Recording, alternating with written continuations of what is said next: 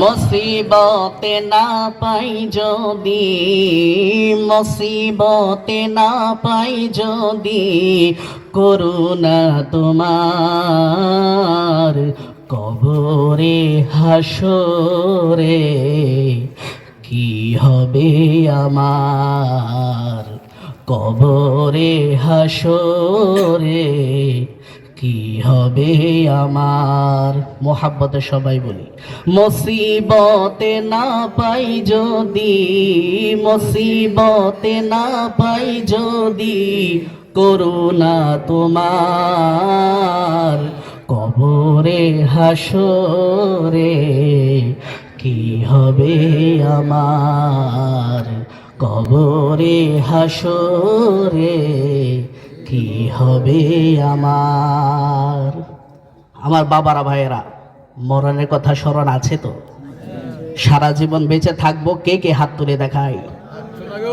High high, হাত তুলে লাইছে। সারা জীবন কেউ বেঁচে থাকবে? ভুলবশত উঠিয়েছে, ভুল হতেই পারে, তবে প্রত্যেক ভুলের কি আছে? সংশোধন আছে। কিন্তু যারা জেনে শুনে ভুল করে তাদের ক্ষেত্রে কি কোনো ক্ষমা আছে? আল্লাহ রাব্বুল আলামিন জানিয়ে দিয়েছেন, ইন্নাল্লাহা লা ইয়াগফিরু আন ইউশরাকা বিহি ওয়া ইয়াগফিরু মা দুনা যালিকা লিমান ইয়াশা। নিশ্চয়ই আল্লাহ তাআলা কত কঠোরভাবে কথাটা বলেছেন। ইন্নাল্লাহা, নিশ্চয়ই আল্লাহ তাআলা, লা ইয়াগফিরু, ক্ষমা করবেন না, আন ইউশরাকা বিহি, তার সাথে শরীক করাকে, অংশীদার করাকে। আল্লাহর যেটার হক সেটা যদি অন্য কারোকে আমরা করি, এটাকে আল্লাহ ক্ষমা করবেন না। ওয়ায়াগফিরু মা দুনা যালিকা লিমান ইয়াশা। এই শিরিক ছাড়া যত গুনাহ আছে আল্লাহ কি করে দিবেন? ক্ষমা করে দিবেন। কারণ শিরিক কেউ ভুলে করে না, জেনে শুনি করে। এই দুনিয়ার বুকে কাট্টা যে কাফের, নাস্তিক, বেঈমান, সেও জানে দুনিয়াকে চালানোর জন্য কে আছে? বাবা, একজন কে আছে? জেনে শুনে ভুল করে। জেনে শুনে যদি, একটা কথা মনে রাখবেন, ঘুমন্তকে জাগানো যায় কিন্তু যে জাগ্রত তাকে জাগানো যায় না। একটা লোক জানে এটা অন্যায়, এটা ভুল, তারপরে যদি আপনি যতই ওয়াজ করেন, কোরআন শরীফকে শরবত বানায় খাওয়াই দিল, সে হেদায়েতে আসবে না। এই স্বভাবগুলো বেশিরভাগ হচ্ছে ইহুদিদের। কাদের? ইহুদিদের স্বভাব। জেনে শুনি কি করে? ভুল করে। একবার হযরত ওমর রাদিয়াল্লাহু আনহু, নাম তো শোনা হোগা, নামটা শুনেছেন তো?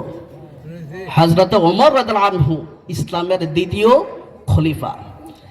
তার দরবারে গিয়ে এক ইহুদি বলছে, হে হযরত ওমর, খলিফাতুল মুসলিমিন, আপনি যদি আমাকে 3টি প্রশ্নের উত্তর দিতে পারেন, আমি এখনই উপস্থিত দরবারে সবার সামনে মুসলমান হয়ে যাব। বলেন আল্লাহু আকবার। কয়টি প্রশ্ন? হচ্ছে না তো? আমার বুঝে আসে না, সবাই কি জাগ্রত আছেন না ঘুমিয়ে আছেন? বাবারা, মুসলমানদের সাউন্ড হবে সিংহের গর্জনের মতো। কয়টি প্রশ্ন? আরো জোরে। আচ্ছা, এ আমার মাঝখান বরাবর দুইটা বাঁশের ভীম দেখা যায়, এই পাশে একদল, এই পাশে একদল। আমরা নারায়ে তাকবীর বলবো, দেখি কোন পাশের মানুষ জোরে আল্লাহু আকবার বলতে পারে। রাজি আছেন তো? এটা কম্পিটিশন হয়ে যাক নাকি? নারায়ে তাকবীর। কেউ তো জিততে পারলেন না, সমান সমান। এ পাশে যুবক দেখা যায় বেশি, এ পাশে মুরব্বী বেশি, ঠিক না ভাই? এবার দেখা যায় মুরব্বীরা জিতে না যুবকরা জিতে। নারায়ে তাকবীর। যুবক ভাইরা হাইরা গেছো, ফেল। মুরব্বীদের সময় শুরু। সবার রাজি আছেন তো? শরীরটা একটু চাঙ্গা হয়েছে না? রেডি? কয়টা প্রশ্ন? কে করছে? আল্লাহ বলে এক ইহুদি, এক জাউরা ইহুদি। ইহুদিরা খুব জাউরা, তার বংশগতভাবে বেশি প্রশ্ন করত। নবী মুসা আলাইহিস সালাম রেখে জ্বালায় লাইছে প্রশ্ন করতে করতে। নবী মুসা আলাইহিস সালাম গেছে আল্লাহর দরবার কি আনতে? ওহী আনতে। এদিক দিয়ে সুযোগ পাইয়া এরা গরুর বাছুর বানিয়ে পূজা শুরু করছে। নাউজুবিল্লাহ। কামটা ভালো হয়েছে না? এত প্রশ্ন করত, সে প্রসঙ্গে যাচ্ছি না। ওমর রাদিয়াল্লাহু আনহুকে কয়টি প্রশ্ন করেছে? 3টা। হে খলিফাতুল মুসলিমিন হযরতে ওমর, আপনি শুনে রাখুন, যদি আপনি আমার 3টি প্রশ্নের উত্তর দিতে পারেন রে, আমি এখনই সবার সামনে কালেমা পড়ে মুসলমান হয়ে যাব। হযরত ওমর বলেন, তোমার 3টি প্রশ্ন কি? সাথে সাথে বলো। ইহুদি বলে, আমার 1 নাম্বার প্রশ্ন, দুনিয়ার বুকে এমন কোন জায়গা যেই জায়গাতে সূর্যের আলো একবার পড়েছে কিয়ামত পর্যন্ত আর কোনোদিন সূর্যের আলো পড়বে না? কয় নাম্বার প্রশ্ন? 1 নাম্বার। কয় তোমার 2 নাম্বার প্রশ্ন কি বলো? ইহুদি ডাক দিয়ে বলি, ওহে হযরতে ওমর, আমার 2 নাম্বার প্রশ্ন হচ্ছে, 2 জন ভাই, যমজ ভাই, জন্মগতভাবে তারা এক মায়ের গর্ভ থেকে হয়েছে, কিন্তু তাদের ভিতরে আবার 100 বছরের ব্যবধান। মানে এক ভাই, যমজ 2 ভাইয়ের এক ভাই হচ্ছে 100 বছর বড়, আরেক ভাই হচ্ছে 100 বছর ছোট। এটা আমার 2 নাম্বার প্রশ্ন। ব্যক্তি 2টা কে কে তার পরিচয় দিন। হযরত ওমর দেখে স্বাভাবিক, কোনো অস্বাভাবিক নাই। ইহুদি বিত্রে কয়, ব্যাপারটা কি, কোনো রিয়াকশন হচ্ছে না কেন? হ্যাঁ, বাছাই করে এমন কিছু প্রশ্ন করছে, উপস্থিত মুসলমানদের ভিতরে এমন কিছু কুটনামি করে প্রশ্ন করব যাতে করে যারা ইমানদার তারাও কি হয়ে যায়? বেঈমান হয়ে যায়। প্রশ্নগুলো উত্তর দিতে না পারলে আপনাদের কোরআন ভুল, আমাদের সেই তাওরাতে সব কিছু আছে। নাউজুবিল্লাহ। সে এটা প্রমাণ করতে চাইছে। দেখছেন ইহুদি বান্দর, কত বড় বান্দর সে। 3 নাম্বার প্রশ্ন, ওহে হযরত ওমর, আমার 3 নাম্বার প্রশ্ন হচ্ছে, এমন কোন কবর যেই কবর তার মুর্দাকে সাথে নিয়ে 40 দিন পর্যন্ত এদিক সেদিক ছোটাফেরা করেছে, আবার সেই কবর থেকে সে জীবিত উদ্ধার হয়েছে? এই 3টা প্রশ্ন। হযরত ওমর বলে, তোমার 3টা প্রশ্নের উত্তরই আমাদের কাছে আছে। বলেন আল্লাহু আকবার। ইহুদি কয়, কি রে, উত্তরটা যাই না গেল মনে হয়। সে আরো কিছু ঝটকা খাচ্ছে। হে ইহুদি শোনো, আমি খলিফাতুল মুসলিমিন, মুসলিম জাহানের প্রধান, আমি তোমাকে 3টা প্রশ্নের উত্তর দিতে হবে না। আমার এই খলাফতের ভিতরে 12 বছরের রাইসুল মুফাসসিরিন আব্দুল্লাহ ইবনে মাসউদ রাদিয়াল্লাহু আনহু বয়স কত? বয়স কত? মাত্র 12 বছর। 12 বছরের এক বালক তোমার এই 3টা প্রশ্নের উত্তর দিবে। আমাদের ভিতরে মুরব্বী সাহাবীদের ভিতরে কারো প্রশ্ন দিতে হবে না। ইহুদির মাথায়, ইহুদি তো পুরো টাসকি। আরে কই কি 12 বছরের বাচ্চা বলে উত্তর দিবে? এখনই আমাকে উত্তর দিন। আব্দুল্লাহ ইবনে মাসউদকে ডেকে আনা হয়েছে, তাকে 3টা প্রশ্ন জানিয়ে দেওয়া হলো। আব্দুল্লাহ ইবনে মাসউদ বলে, ও ইহুদি, তোমার 1 নাম্বার প্রশ্ন কি? ইহুদি বলে, দুনিয়ার বুকে এমন কোন জায়গা যে জায়গায় সূর্যের আলো একবার পৌঁছেছে কিয়ামত পর্যন্ত আর কোনোদিন সূর্যের আলো পৌঁছাবে না? আব্দুল্লাহ ইবনে মাসউদ বলে, ও ইহুদি শোনো, তোমাদের নবী জাতকে দাবি করো হযরতে মূসা আলাইহিস সালাতু ওয়াস সালাম তিনি যখন ফেরাউনের হত্যা থেকে বাঁচার জন্য 12 লক্ষ বনি ইসরাইলি মুসলমান তাদেরকে সাথে লইয়া গো সেই নীল নদ পার হয়ে লোহিত সাগরের সামনে আসিল। এদিকে হচ্ছে সামনে সাগর, পিছনে হচ্ছে ফেরাউনের বাহিনী। অনেকে এটা বলেন নীল নদ পার হয়েছে, কথাটি ভুল। কথাটি কি? নীল নদ পার হন নাই, আল্লাহ রাব্বুল আলামিন লোহিত সাগর পার করে সিনাই উপত্যকায় পৌঁছিয়ে দিয়েছেন। যারা মানচিত্র দেখেন বুঝতে পারবেন, কারণ এটাই সহি মতামত। লোহিত সাগরের সামনে যখন এসেছে, এদিকে দেখেন সামনে সমুদ্র, পিছনে ফেরাউনের বিশাল বাহিনী, 12 লক্ষ সে বনি ইসরাইল। নবী মুসাকে বললেন, ও হে আল্লাহর নবী, আপনি আমাদের কোন বিপদে ফেলে দিলেন? এখন তো হয়তো আমাদের নদী এই সাগরে ঝাঁপে ডুবে মরতে হবে, নয়তো ফেরাউনের হাতে গণহত্যা হয়ে শিকার হতে হবে, আমাদের কেউ তো আর বেঁচে থাকতে পারবে না। নবী মুসা কোনো ভয় পেলেন না, তিনি আল্লাহর দরবারে হাত তুলিলেন, ও আল্লাহ, তোমার আদেশে আমি এই 12 লক্ষ মানুষ নিয়ে এখানে চলে এসেছি। আল্লাহ, তুমি আমাদেরকে রক্ষা করো। আল্লাহ রব্বুল আলামিন সাথে সাথে মুসা আলাইহিস সালামের কাছে ওহী পাঠাই দিলেন, ও মুসা, তোমার হাতের লাঠিটা এই সাগরে বাড়ি দাও, তুমি যে দেখবা সাথে সাথে সমুদ্রের পানিগুলো ফারিয়া তার তলদেশ বেরিয়ে আসবে, তার তলদেশ বেরিয়ে 12টা রাস্তা বেরিয়ে যাবে। আল্লাহর আদেশ মতো নবী মুসা আলাইহিস সালাম যখন সমুদ্র পানিতে বাড়ি দিলেন গো, সাথে সাথে সমুদ্র ফারিয়া 12টা রাস্তা তৈরি হয়ে গিয়েছে।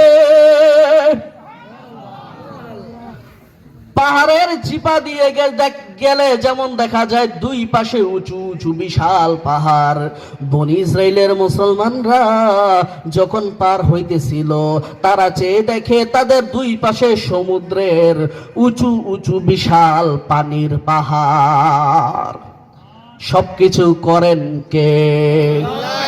এ মুসলমান, আরো জোরে বলো, সবকিছুর মালিক কে? সে আল্লাহ এখন আছেন নাকি নাই? আল্লাহর কাছে সবকিছু আছে নাকি নাই? বিপদে পড়লে কার কাছে যাব? অন্তরে দুঃখ থাকলে কার কাছে যাব?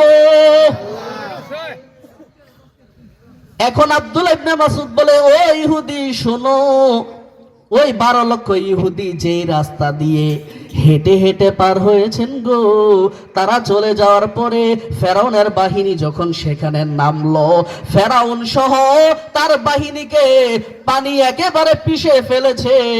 ওই সমুদ্রের নিচে 12টা রাস্তার যে মাটি দেখা গেছে, সেখানে সূর্যের আলো পৌঁছেছিল, কারণ তারা দিনের বেলায় পার হয়েছিল।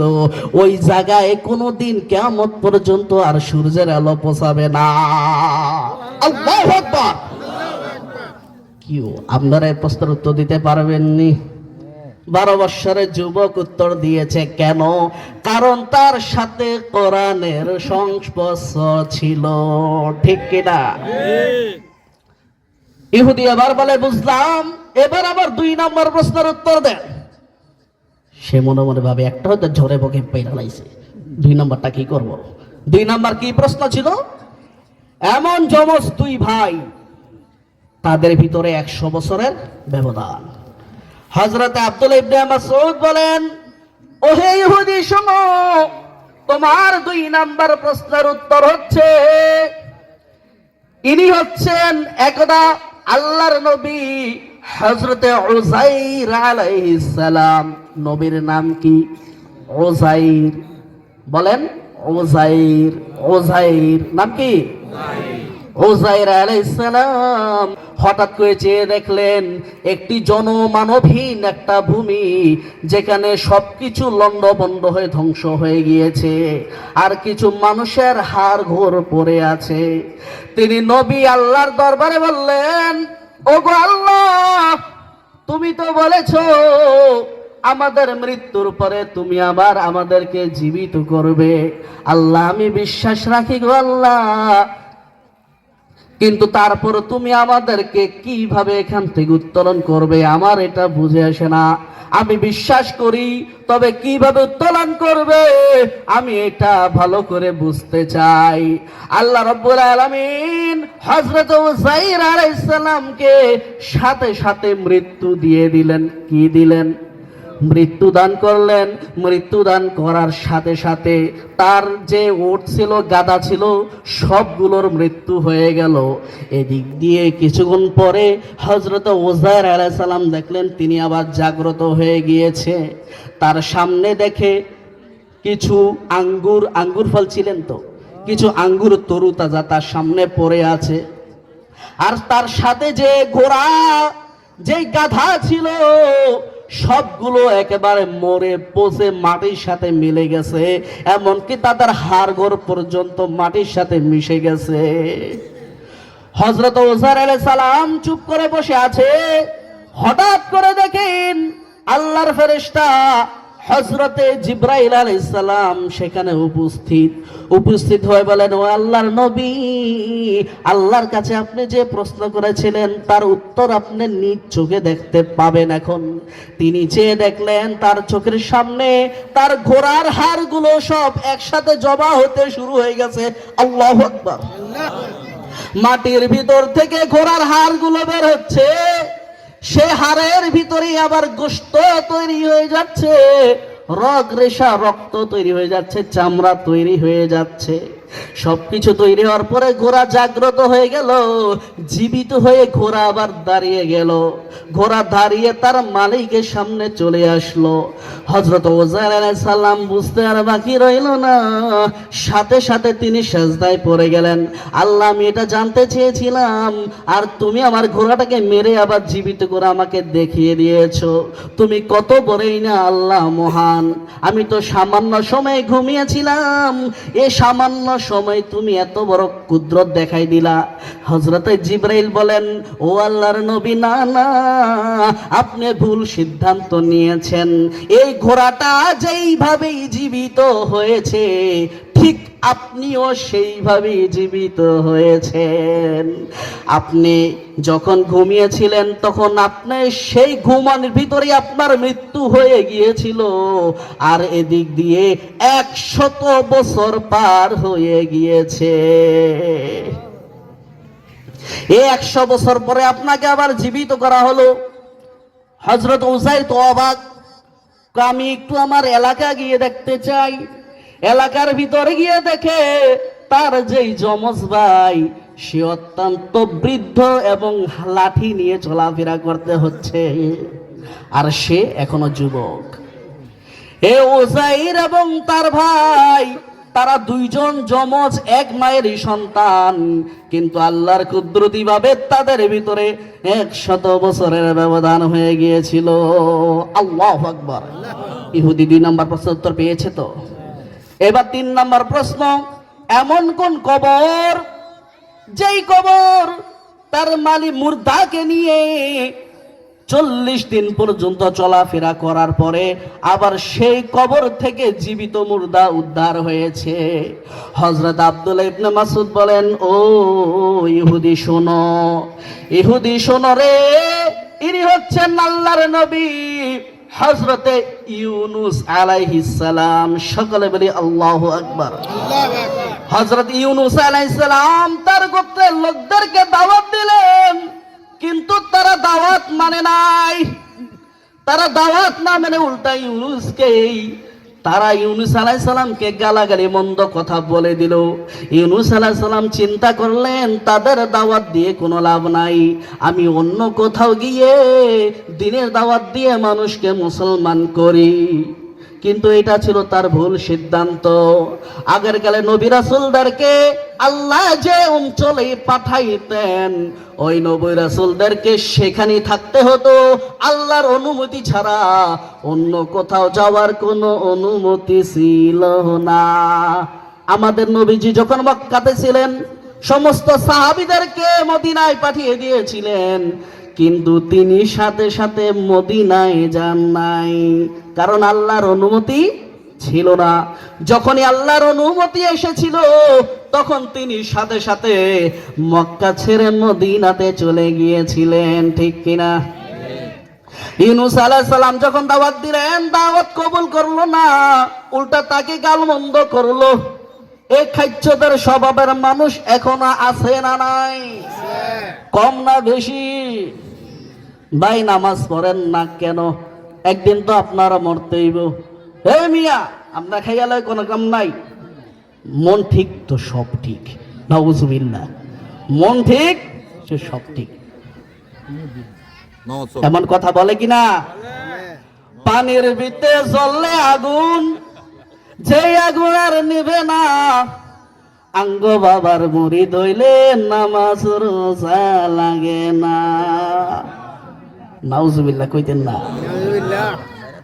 এ কথা বলার সাথে সাথে দুইটা কুফরি হয়েছে। কয়টা কুফরি? এক হলো নামাজকেও অস্বীকার করেছে, দুই রোজাকেও অস্বীকার করেছে। দুটোটা ইসলামের বিধান। শুধু ইসলামের বিধানই নয়, ইসলামের রুকুন। এগুলোকে যদি কেউ ছেড়ে দেয় কবিরা গুনাহগার, কেউ যদি অস্বীকার করে সে কাফের হয়ে যাবে, নাউজুবিল্লাহ। যখন দাওয়াত দিলেন তিনি নবী ইউনূস আলাইহিস সালাম, তারা দাওয়াত কবুল করে নাই। তিনি তখন চিন্তা করলেন নদীর সাগরের ওই পারে আরেকটা অঞ্চল আছে, সেখানে দাওয়াত দিবেন। তিনি সে আশায় সাগর পার হওয়ার জন্য জাহাজে উঠে গেল। জাহাজে উঠার পরে দেখে মাঝ সাগরে গিয়ে জাহাজ আর চলে না, জাহাজ থেমে গেছে। ওই জমানায় নিয়ম ছিল, কোন চোর এবং কোন অবাধ্য গোলাম যদি তার মালিকের আদেশ ছাড়া পালিয়ে চলে যেতে চায়, মাঝ নদীতে সাগরে সেই বাহনটা থেমে যায়। তারা সকলে খুঁজতে থাকলো কে আছে এখানে গোলাম, খুঁজে কাউকেই পায় না, জাহাজও চলে না। তখন হযরতে ইউনূস আলাইহিস সালাম বুঝতে পারলেন এখানে তো আমি আমার মাওলার গোলাম, আমি যতক্ষণ এখানে থাকবো জাহাজও চলবে না, আর এই মানুষগুলো এগোতে পারবে না। তিনি সাথে সাথে নিজ ইচ্ছায় সাগরে লাফ দিলেন। সাগরে ওই মুহূর্তে একটি বিশাল তিমি মাছ হা করেছিল। তিনি লাফ দেওয়ার সাথে সাথে ওই তিমি মাছের পেটে ঢুকে গেলেন। তিমি মাছের পেটে ঢুকে যাওয়ার পরে এই তিমি মাছটা তাকে নিয়ে, এই বিশাল মাছটা তাকে নিয়ে সারা সমুদ্র ঘুরতেছিল। ঘুরতে ঘুরতে 40 দিন পর্যন্ত ঘুরেছে। আল্লাহর নবী ইউনূস আলাইহিস সালাম আল্লাহর দরবারে দোয়া করেন, ও মালিক, আমি তো ভুল করেছি গো আল্লাহ, তুমি যদি এখন আমাকে ক্ষমা না করো, ক্ষমা করার মতো আর কেউ নাই, আমাকে রক্ষা করার মতো আল্লাহ আর কেউ নাই, আমি যে ভুল করেছি তুমি ক্ষমা করে দাও। আল্লাহ রাব্বুল আলামিন 40 দিন পরে তার নবীকে সেই মাছকে আদেশ করলেন, যাও যাও তুমি যা গিলে ফেলেছো তা বমি করে সমুদ্রের পাড়ে ফেলে আসো। 40 দিন পর্যন্ত মাছের পেটে ছিলেন, কিন্তু তিনি হজম হন নাই। রক্ষা করার মালিককে।